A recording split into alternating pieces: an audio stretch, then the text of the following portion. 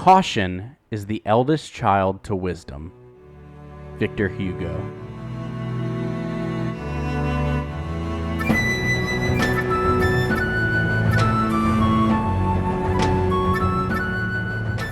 Bending Not Breaking, Season 3, Episode 1, The Awakening.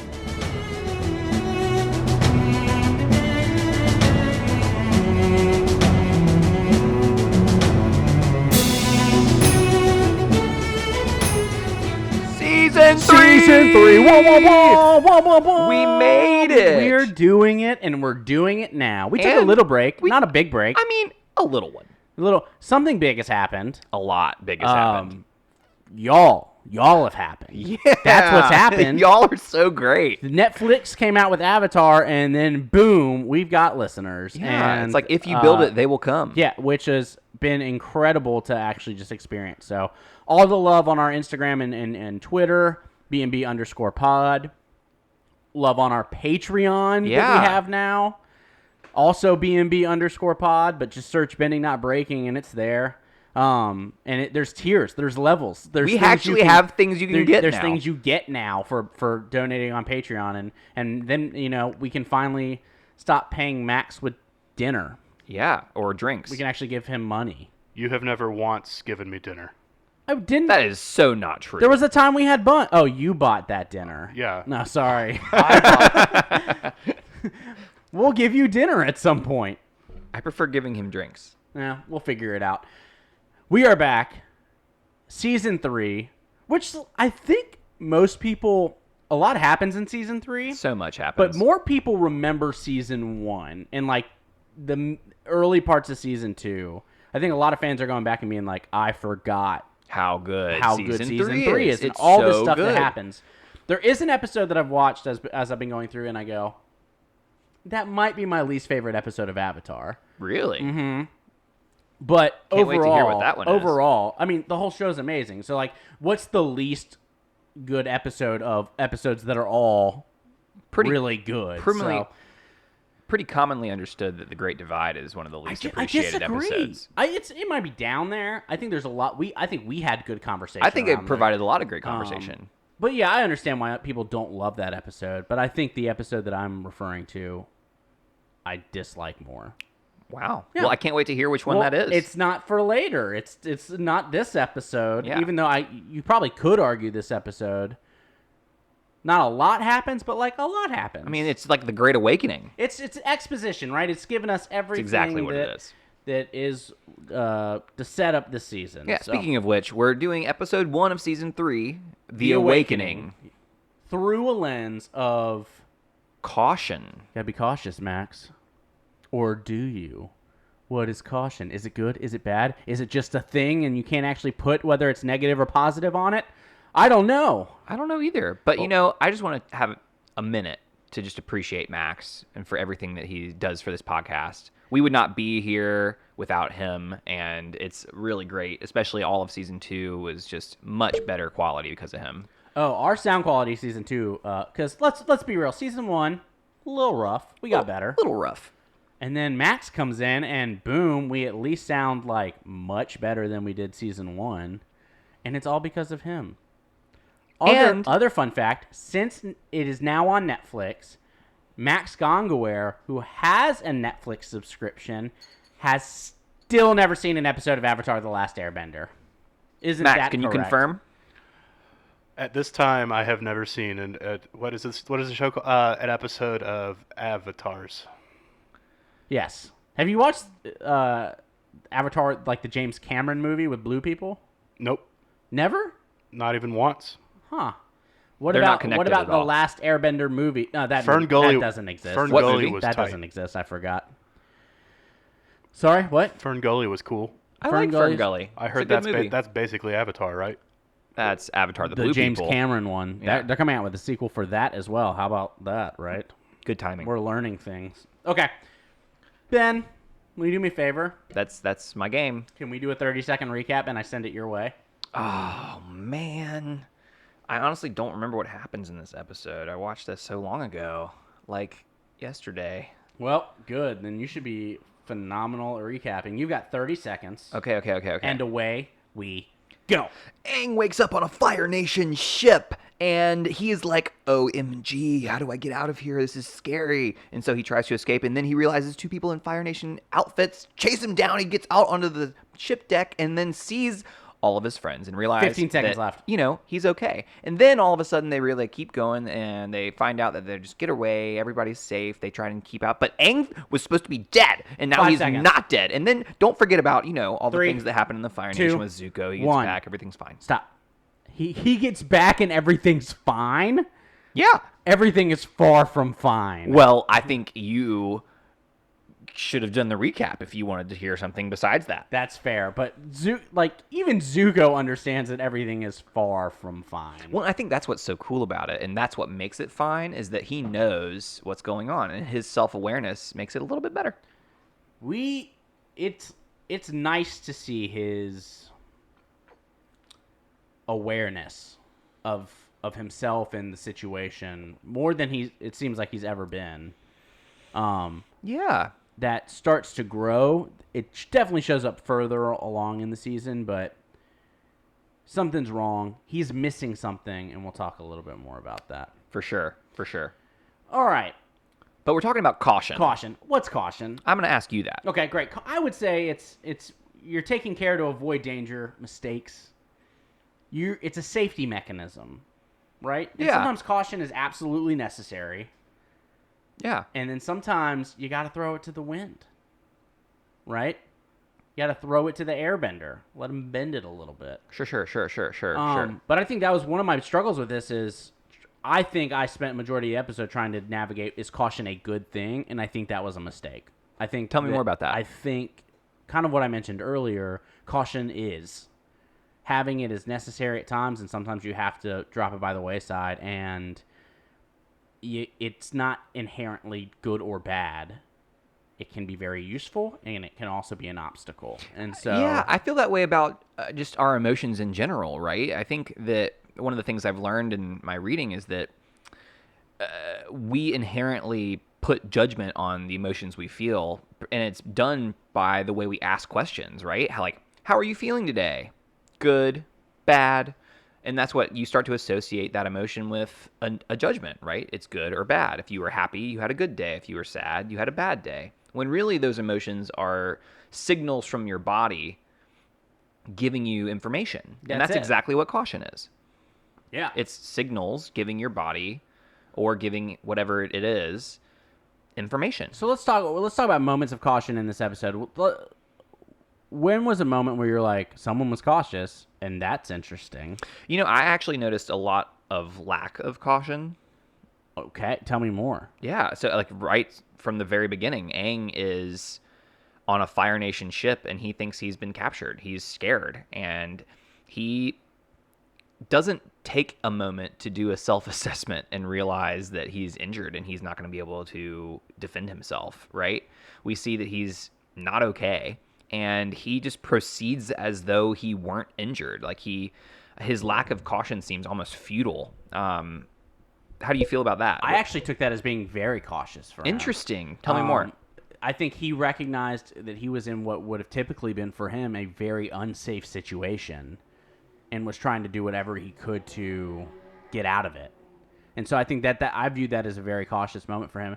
Now, he wasn't he was kind of eking around hallways and corridors, but at a certain point he's booking it because he's trying to, in his mind, take his hand off the burner as quickly as he could. He's touched the hot stove. He understands that he's in the fire, and he's trying to get out of it as quickly as he possibly can to avoid the danger that comes with that in his head. So I saw that as being very cautious from him. Now, he is unaware of his surroundings. He is unaware of his own personal abilities and capabilities. And it's something that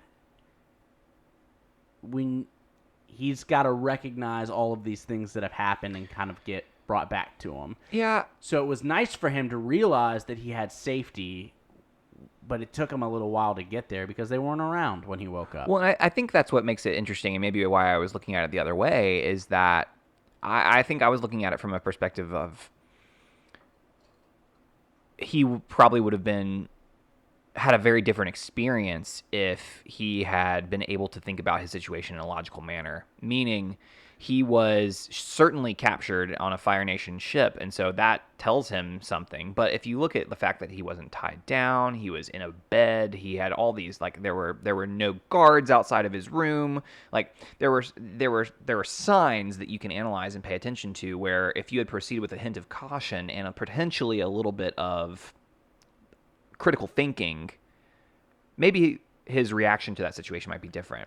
Can we unpack that for a second? Yeah. And I'm going to make a little bit of a stretch, but it's something that I think is pretty prevalent. It's something that's been on my mind. So I'm reading a book called White Fragility. It's so good. It is. It's a great book. It's pretty poignant and something that is pretty, I don't know if helpful is the right word, but it's a resource right now. At the time of this recording, even though this episode will come out in a couple weeks, it's one that's especially poignant. And there's a moment in that book where the author, Robin DiAngelo, thank you, speaks about perspective and understanding racism. Absolutely. And I think that she refers to an analogy of a bird in a cage. Yep. And whether or not the bird realizes it's caged based off of how close it is to the bars. Yeah. And then you're another person's perspective of whether or not the bird is trapped by being outside of the cage, period. Yep. And so I wonder if, similar to caution, the perspective that Aang has, we as the viewers get to view this outside of the cage. Absolutely. And so we have a perspective of he's not being very cautious here. His perspective is him being face up against the bars and seeing a bar, not realizing where he's at and trying to navigate, not realizing he is outside of the cage. Yeah. But he is so close to the cage that he's thinking he's inside of it. Yep. And so I think that that's kind of what spoke to me in this moment. And I think that's a really good way to pit up like how we saw that differently, because I think both of those things are true. Yes. Right? And I think that's what makes this so real and so kind of scary in a way, is that if I were to proceed and judge Aang based off of my assessment, then I might perceive Aang to be have a different character, have different moral standing, have different, like, oh, he's not logical, oh, X, Y, and Z. But he thinks he's in the cage right now. But he thinks he's in the cage. Yeah, and he's not. And we're seeing him outside of the cage, but we're not matching the perspectives, and we don't have the ability to sit down with Aang and be like, you're not in the cage. Yeah. Which is what Katara and Toph end up doing. Yeah, like he gets to the point where he realizes gets to see that he's not there. And so for the times, I know that was probably a little bit of a stretch. I think that was spot on. But that's also kind of where we're at right now when we're experiencing things. Our perspective is giving us different experiences of what is currently going on, and until we're able to speak with each other, because people are hard to hate up close, or people are hard to hate close up. We've got to be able to have conversations around that perspective and understand where each of the perspectives are coming from and how do they match together. Absolutely. And so I think if Aang gets that with Katara and Toph and Katara's father, who I wrote his name down wrong. Hakoda with a B. H. With an H. Hakoda. See? Things that I should have done more research on. I heard it once and I was like, yeah, that's his name. Yeah. I was quickly typing notes. And so I thought that's a moment. And it's interesting that we saw that differently. But I think that's also a very important message. Well, I think that's really important. And like upon hearing that, I'm like, you know what? That's a really good point. And I think that's very worth hearing. And I think that's something that I hope our listeners can hear the value in what it means to hear something and be like, oh, you changed my mind. That's a really cool thing. Well, there's also moments that I experience where people are being cautious for other people. Tell me more. Katara helping Aang heal. Okay. I think was a moment where I saw that. Yeah, I saw that too. He's not necessarily understanding the gravity of his situation and doesn't necessarily see the need to heal. I think he feels it. I think he knows it, but he's also like, I've got to defeat the Fire Lord. Well, I think that's what it is. It's not that he doesn't see that he needs to heal. I don't think he is like, I'm not hurt. I think he is putting priority on what he thinks is more important, right? Yeah. And Katara is trying to change that perspective and say, hey, what's most important right now is your health. And how often is that true for all of us? We see themes of that throughout this entire season that come up. 100%, absolutely. Of, hey, Aang, you've got to take care of yourself for this to be a positive experience. Yeah. And so that's a moment where sometimes you got to rely on other people to be cautious for you. Well, and how do we begin to listen? How do we hear that? And not just like hear it, but how do we hear it and like actually listen to it and give it the attention that it deserves? And how do you filter that out between what's like when you are in the cage, right? When you are in the cage, how do you, or when you believe you're in the cage, how do you hear someone who's trying to tell you that you're not? Yeah. Right? Yeah. And it's the opposite. so important. The opposite's the same, right? Yeah, if exactly. your face is so close in between the bars that you think you're outside of the cage, and someone's trying to let you know that you're in the cage and we need to work on some stuff. Yeah. Like, it's just so important to be humble enough to hear the people around and you. We keep saying hear and listen, and I think we need to dive in a little bit into what that actually means. And to me, there's a difference between hearing and listening. Hearing is I hear it. It's off in the background. I heard that noise. Listening is intently paying attention to what is being said and taking it in without that moment of I'm prepping what I'm going to say as you're talking so that I can then regurgitate what I want to say to you without actually listening to what you're saying. And I think that's important to hear what someone's saying, take a breath, take time, then formulate your response as opposed to formulating that as someone else is talking. You know, the moment with Hakoda and Katara is, I think Hakoda models that so well. I think he does. There are moments where even at the kind of the beginning, you're kind of like, what? Why is she so upset? Why is she so mad? Yeah. And when the answer comes out, not only is she mad, but she's mad and unaware. I'm fine. Like, what do you mean? Why do you think I'm mad at him? Like, right? When Aang asks, like, is something wrong? She's like, no, what do you mean? And we see this from Katara throughout this entire season of there's so much built up it's so deep. It's unresolved. And it's unresolved that you see these outbursts take place throughout the course of this season. Yeah. But this is the start of it. Mm-hmm. And some people dislike Katara's character arc in this season because of this. Oh, it's so human. It's so real. That's what I want. That's what I want people to take away from that is that it's such a real response. Yeah. And it's uncomfortable. And we talked about this when it comes to the messy middle that comes in season 2. Yeah. The episodes people skip. Yeah. And because it's uncomfortable. And it makes us feel not happy like we normally do when we watch. And so Katara's not doing normal Katara things. She's not as super caring as she normally is. And she's not being the master we want her to be, and so we're really uncomfortable with it. Although bending wise, her water bending has stepped up. Well, yes. But that's not all that being a master is. But we've got to understand that this is a character that's been written in a very humane way. Yeah. And that these are things that we do all the time, and we don't know about it, and so it is uncomfortable. She isn't doing the things we want her to do from the outside, but it is such a well-written character throughout. Yeah. Yeah.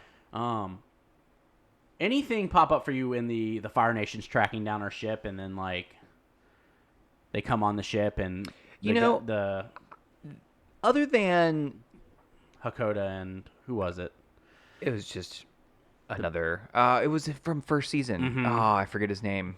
Bato, there it is. Yep. So they are nice. Got it.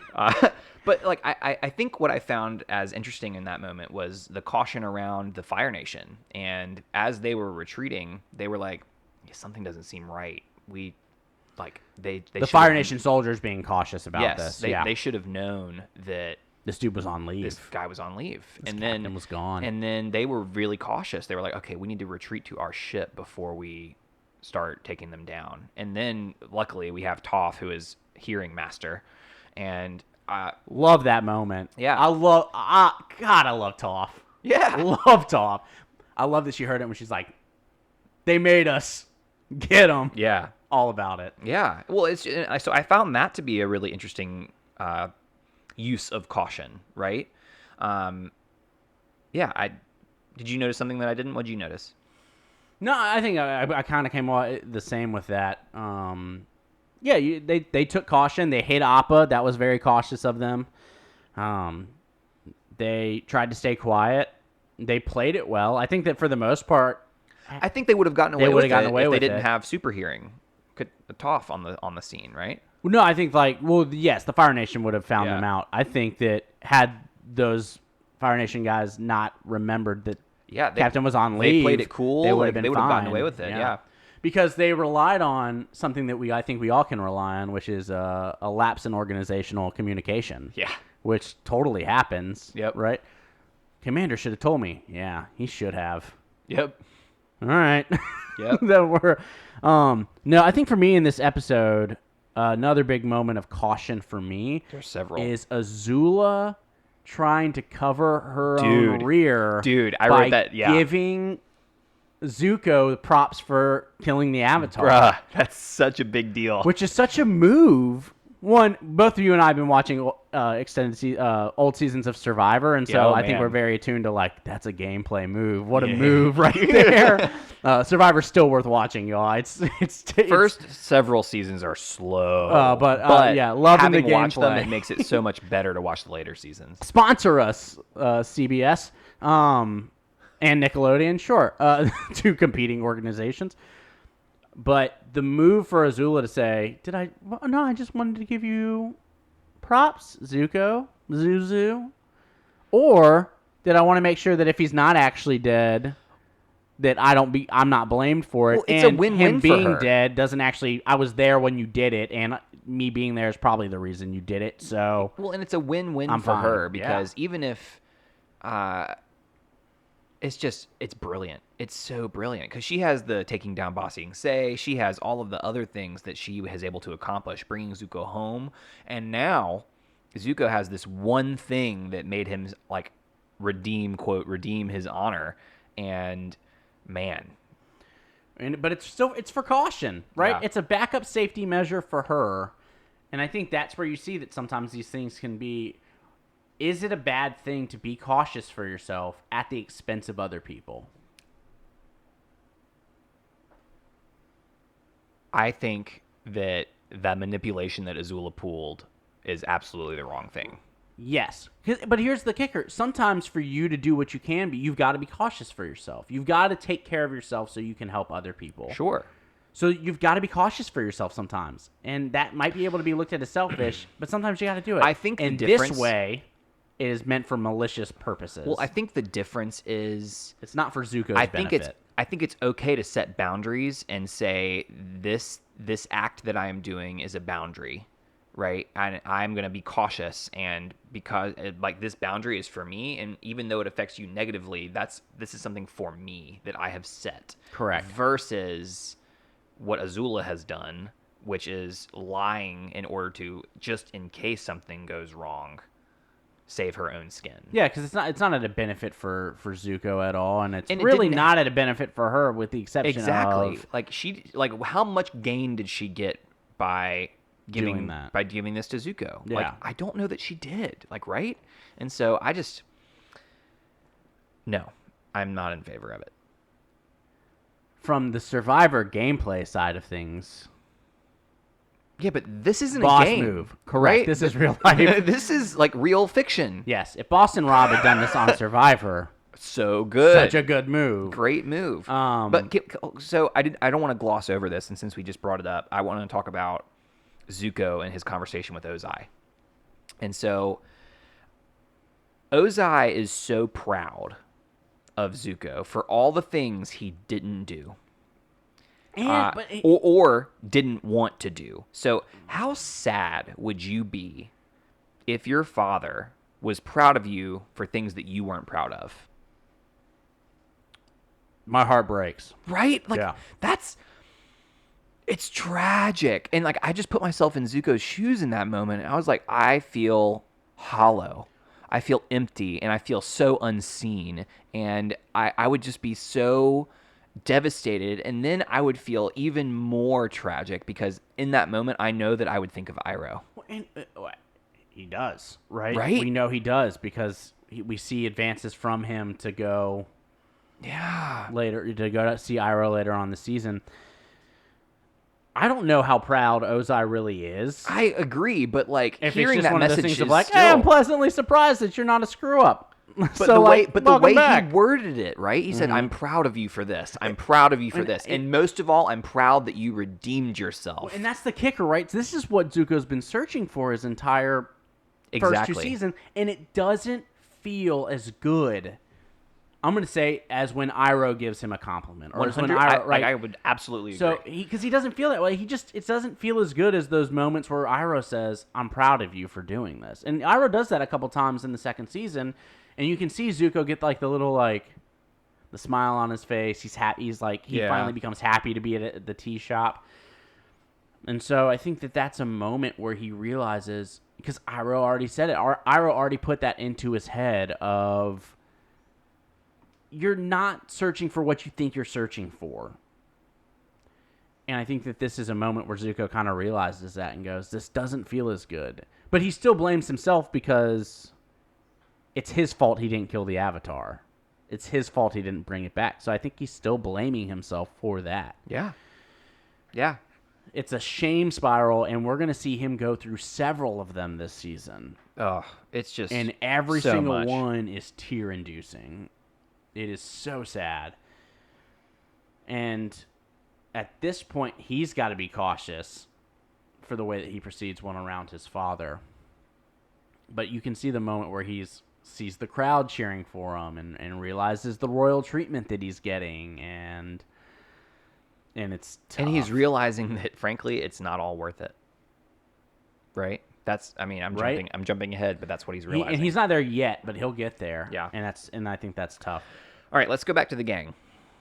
Yeah, so We can't not talk about Aang, right? We talked about it at the beginning, but like his whole... He gets his flashbacks. Yes. He sees everything. He understands what's going on. He understands what happened. He understands that he got brought back to life, essentially. And we don't know how that plays with the Avatar state because we don't see it. That's my question. Like, a legit, just to like... a canon, help me understand, because I've seen a lot of this on Facebook, I've seen a lot of this on Reddit, and there's not really a satisfactory answer. But Aang, like, even in the show, his line is, I was gone. He said, like, there is super connotative evidence to suggest that his heart stopped and was brought back. And I equate it to where, like, and this is my headcanon, right? And so my headcanon is that, yes, his heart stopped. Yes, he, quote, died for however long he was gone, which is, a couple minutes. But then he was able to come back. And so I equate that to like a defibrillator where, yes, your heart stopped, but then you're able to get your heart restarted. There is a point at which that is no longer possible. And I think it's just within the window, right? What are your thoughts on this? So, I'm going to go to a different fandom for a second. Okay. I'm going to go to Buffy the Vampire Slayer. Interesting. When Buffy dies as the Slayer the first time, sorry if I just spoiled Spoiler alert. She dies like 3 times in that series. Spoiler alert. Came out in 1997. Spoiler. When she dies the first time, because the Slayer is very similar to the Avatar. When one Slayer dies, the next Slayer in line is born or becomes chosen. Typically, they're already born. They're normally 15, 16, and they're told, like, you are the next Slayer. And there's powers that come with that. So the first time she dies, she gets brought back to life. She stays the Slayer, but since she died, a new Slayer arises. There was a part of me that said he should never be able to get back to the Avatar state because he died. It was said while that when you in die the Avatar state, and right? so the Avatar state should have just dissipated then.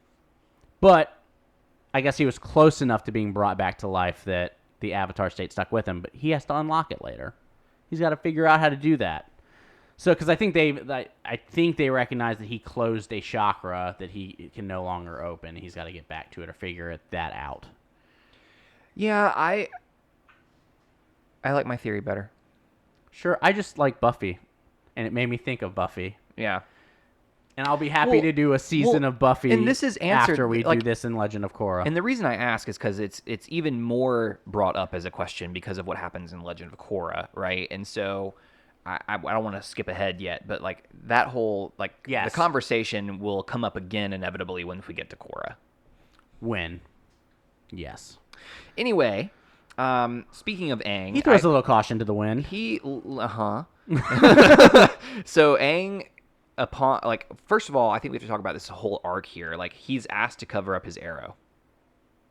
Mm-hmm. In order to go outside and get food. Because they dock, they want to go get food on land, on shore, and Aang is saying, no, I will not cover up my arrow. And what are your thoughts on that moment? Because I have thoughts.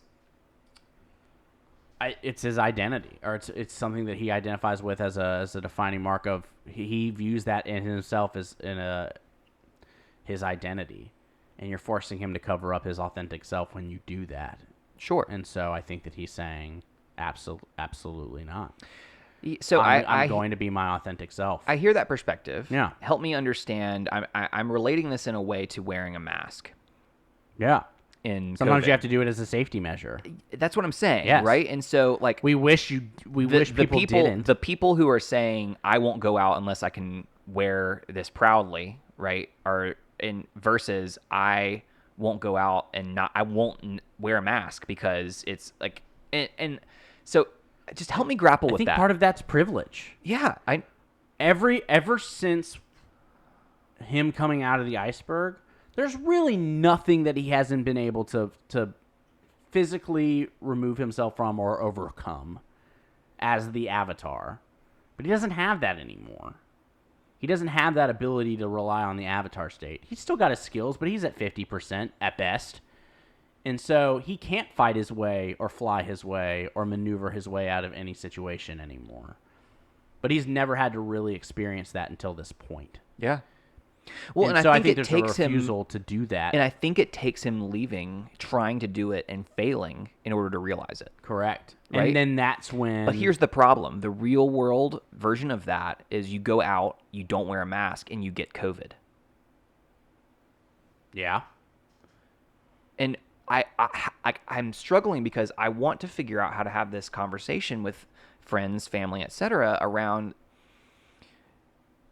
When you get sick, like, I will be there for you and I will want to help you, but like, this is something that you could have prevented potentially. Mm-hmm. When it's not really for you either. Like, wearing a mask isn't really for you. It's for other people. Right? It's the benefit of other people.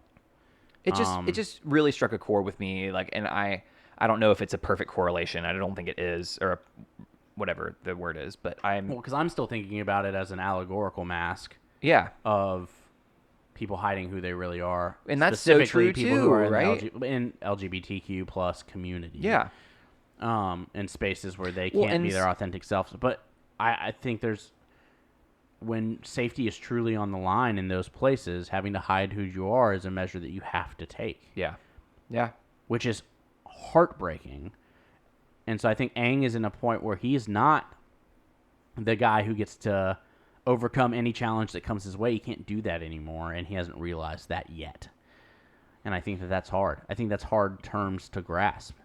And I think it's very real terms for a lot of people. Yeah. Like, and not all people have an avatar Roku that's going to come and confront you when you're out in the middle of the ocean. And Princess Yue. Yeah, well, and I think it's interesting because the spirit world is on Aang's side. And one could argue that the spirit world is on our side. Right? And it's just all in how we choose to see it and how we perceive it. And like, when Avatar Roku shows up after Aang conveniently learns to windsurf, I think it's... invents windsurfing. Yeah, right? But I think the line that really struck me was Yue's line, which was, Aang, you've already saved the world. Right? And it was something along those lines. Because he views it as it's his most recent failure. He was so sad and he thinks he's failed. And no, Aang, you've already saved the world. You just have to, like, and I think that moment is what gives him hope. You've done it once. You've done this before. You can do it again. Right? And then once he, like, is on, I think what it looks like Avatar Roku Island, he is saved by the gang. And I think what's fascinating there that I think is overlooked is that they all hug. Toph is in that hug. Momo, Appa, Sokka. There is no joke. There's no that is it's just being there. That is a moment of present. love. Yep. Right, and that was beautiful. Because that's the line I really love that comes out of that is, I have so much to do. I know. And you'll have our help. Yeah. Right? Yeah. And so I think there's a lot of times we're cautious because we're alone, or we're perceived that we're alone. And if we find the right support system, and if we find the people that are there for us, if we find our inch sheet with the names of people that we have that we know love us and care about us, then it allows us to drop a little bit of the caution so that we can move forward. Yeah. And we're not in this alone. And I think that is such a powerful message that comes at the end of this episode. Similar to one of my favorite Sondheim musicals. Oh? Yeah, Into the Woods. Into the woods, into the woods. But you're not alone, right? You're not alone. You don't have to you do not have to navigate this by yourself. And I think so often we feel like we do, and that requires us to be more cautious and requires us to put up more barriers. And in this moment, we realize that when people are there to support us and we're not actually alone, that we can move forward. It helps us build resilience. But if Katara hadn't said that you're not alone and shown that, the message wouldn't have been received. Yeah. So we have to let people know that we're there for them. And I think that that's a really important takeaway from this. Hear, hear. Anything else major in this episode?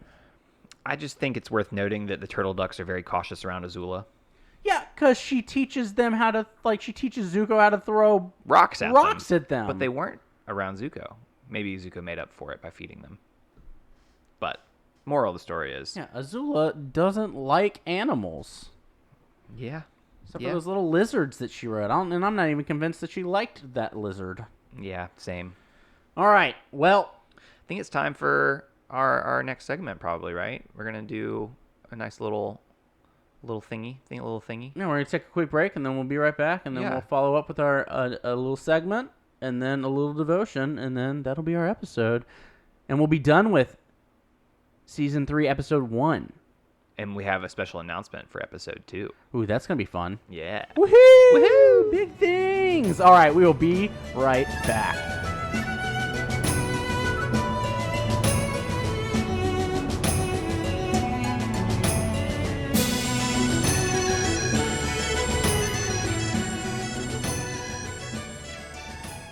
All right, everyone, welcome back. We are so excited. We have a new segment for you. Actually, we have two, but we're starting with this one. This is kind of just our practice, and so we want to not only have a discussion about the lens, but we also want to institute some practice and action around how we can grow from Avatar as well. And so this is a new action. When things we've done in the past, we started in middle of Season 2. We did some Florilegia, we did some Lectio Divina, but this time we're going to practice with a new segment called the Wonder Square. I love squares. Squares. They're so cool. But if you can imagine, there's a 4x4, or a 2x2 square. So what you see is there's 4 squares within one square, right? Got it. Like a 2x2 Rubik's Cube. Yeah. And so in each one, there's a different thing. And one says think, one says feel, one says do, and one says wonder. And so what this does is you get to pick a line of the show. You can pick an image, so you can watch the show and create a still. And so pause it, and you see that image. You can do it with one of the music, one of the scores from the show. You can do it with really pretty much anything. And so what we're going to do is we're going to pick a line, and it's a line from this episode that came from Aang. I picked it randomly by scrolling through the transcript and then stopping it in the middle of it. And this is what I landed on. Are you ready? Ready. Aang, whispering, says, I hate not being able to do anything. Yes. Know this line well. Yeah. And so we can start anywhere in the square we want, but we want to make sure we hit all 4 things. Think, feel, do, and wonder.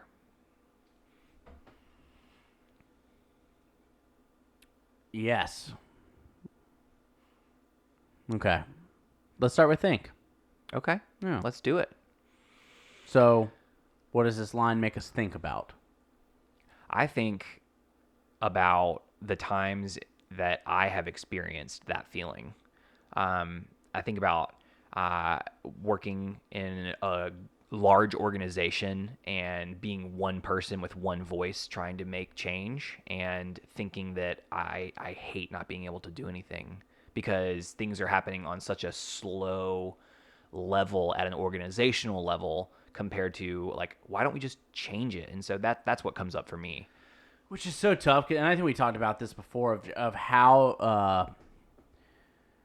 paralyzing the feeling of not being able to do anything, the feeling of being helpless can be.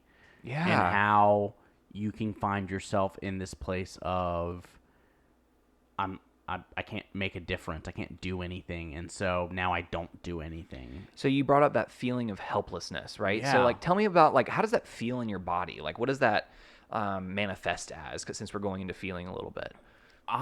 Sadness. I think it makes me feel fear of what if I can't actually change things. Yeah. I think it makes me feel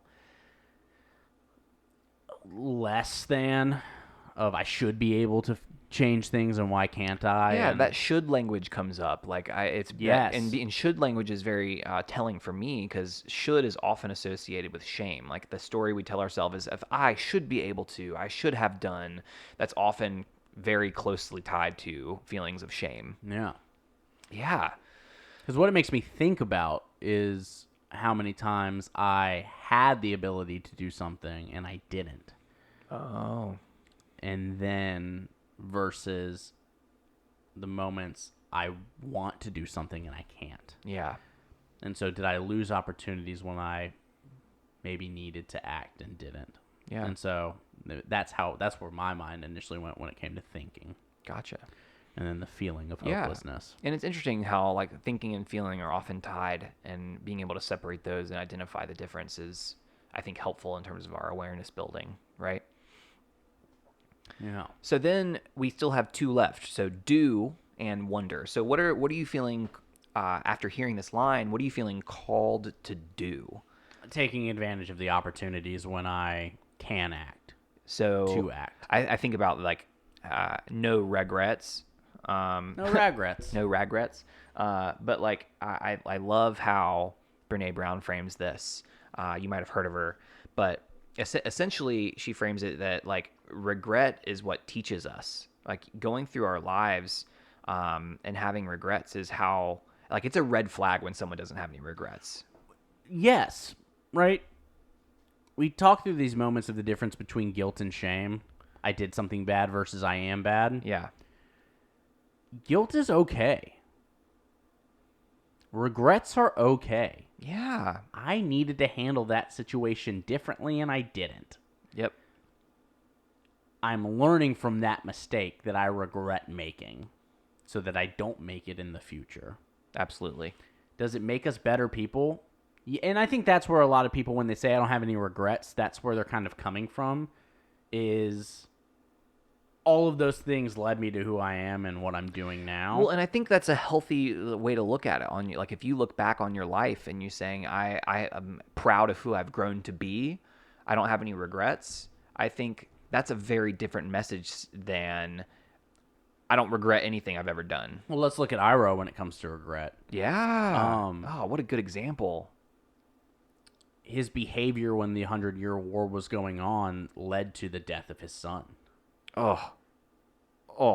If he doesn't regret that, does he ever change his behavior to then lead Zuko and to change his life and join the White Lotus and all of those things? Into the greatest redemption arc in TV history. If he doesn't regret that behavior before.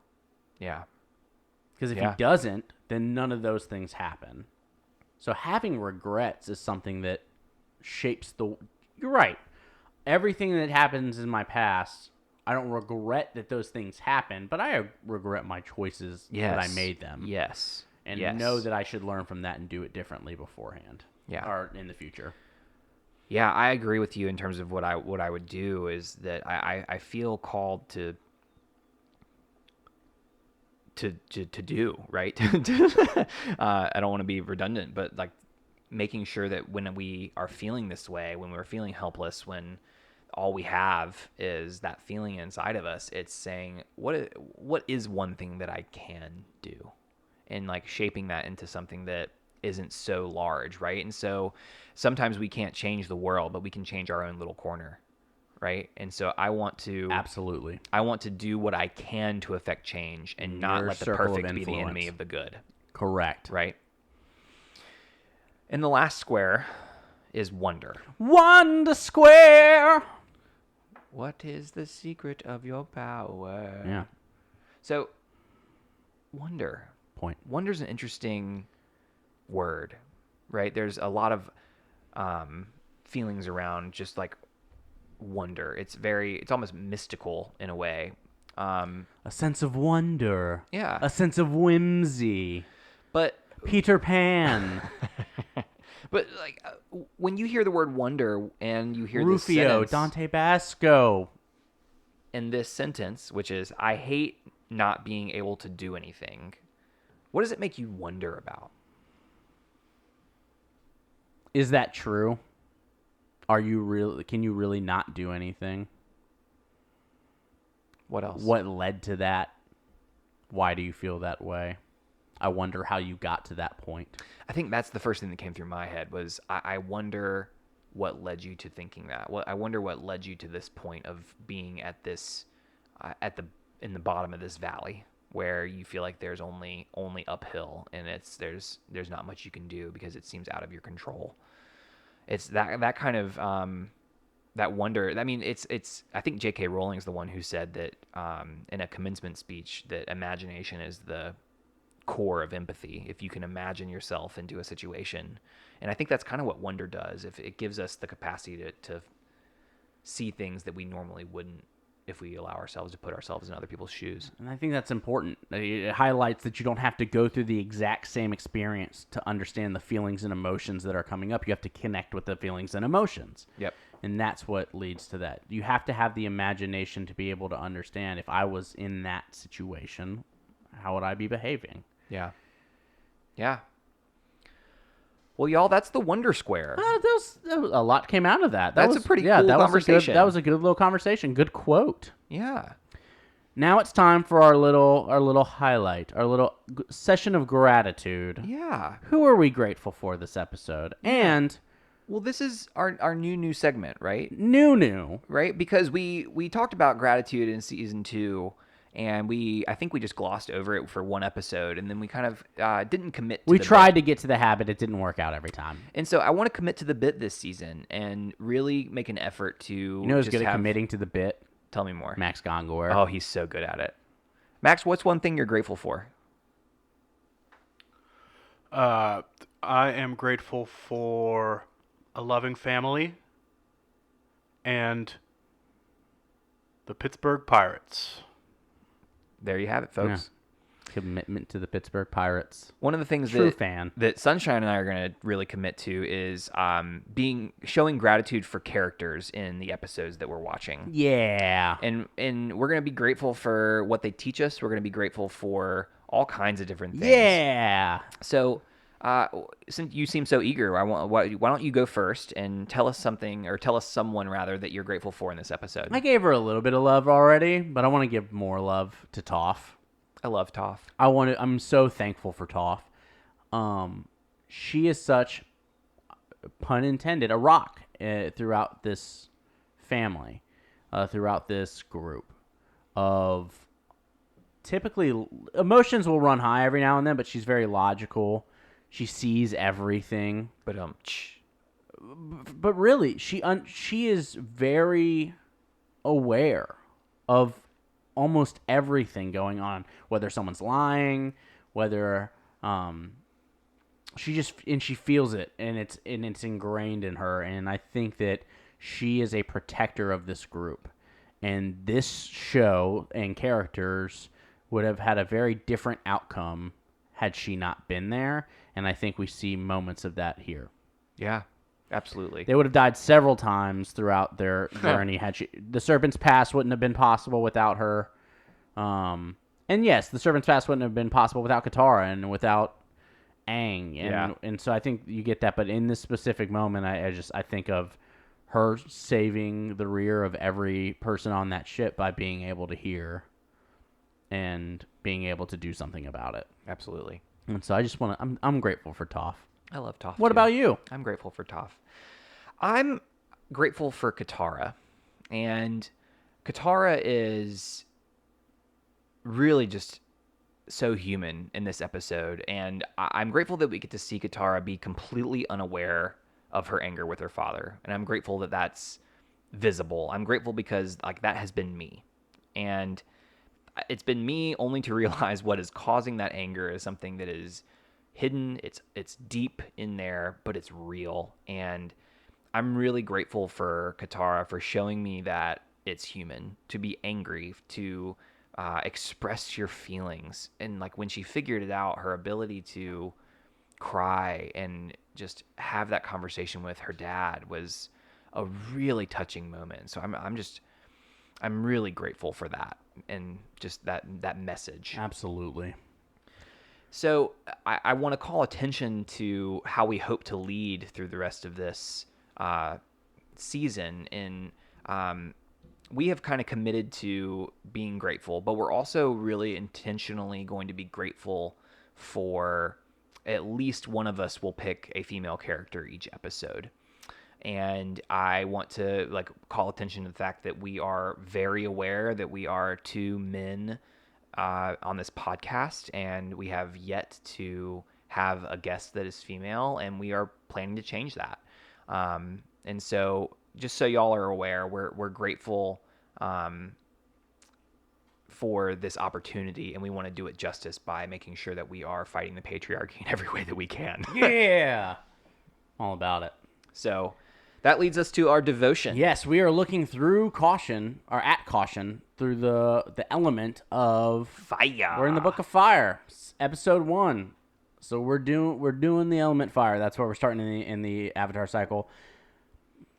What are you gonna do this week? What's your kind of call to action for yourself this week, with those two things in mind? You know, fire is an interesting thing because if you don't treat it cautiously, then people get burned. Right? And you get burned. Yeah, we saw that. Yeah, Aang burned Katara. Yeah. And we see it again later in the season with so many different situations that are literally people getting burned. And I am feeling this, I'm feeling the call to be educated. And especially in times that are happening right now, all of the racial inequity that is in our country, and I am feeling called to become more educated. And the reason is, if I am not educated, I'm going to get burned, or I'm going to burn someone else. Yes. And I am feeling called to do the work and become better by learning about the problem. And so reading White Fragility was on my book list. I have several other books that are next, and I'm excited to dive into them because I've already realized how much more I have to learn. Well, how about you? Yeah, for me, building a fire, you got to be cautious with it, right? You got to make sure you're not adding too much, or you got to still be able to let it grow, but You'll can't snuff it out if you add too much, right? Correct. And so for me, I think of Aang and how do we set boundaries to make sure that we're being cautious with ourselves, but in those moments where we don't need to be, jumping out and being active and letting that fire burn. Let it rage. Knowing when you have to keep it safe, knowing when you have to have those boundaries to keep you safe and keep that fire contained, but when you don't, let it be there and be active. And I think that's my call for this week. Hear, hear. Is letting that fire burn. I love it. That's it. Episode That's our 1 episode. in the books. We're done.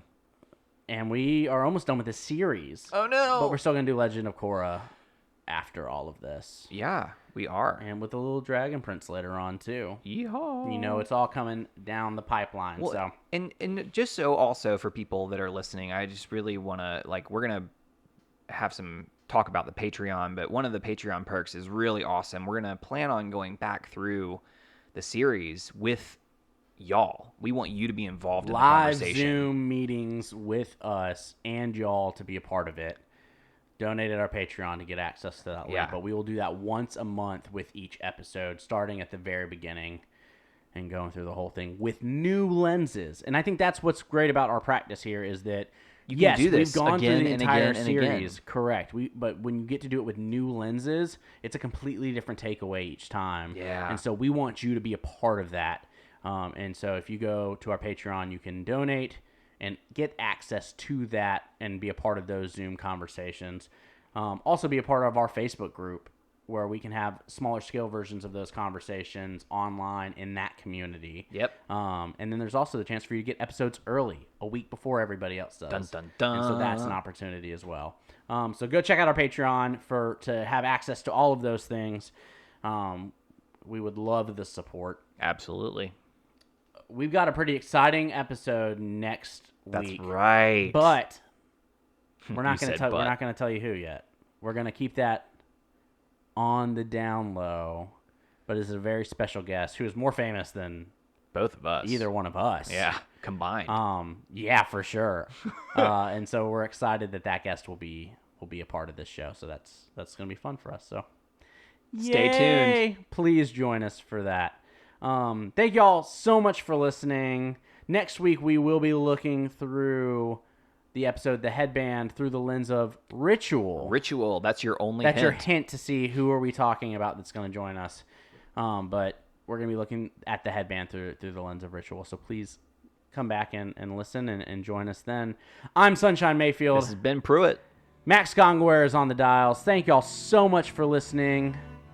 Come on back next time. Okay, bye-bye. Bye-bye.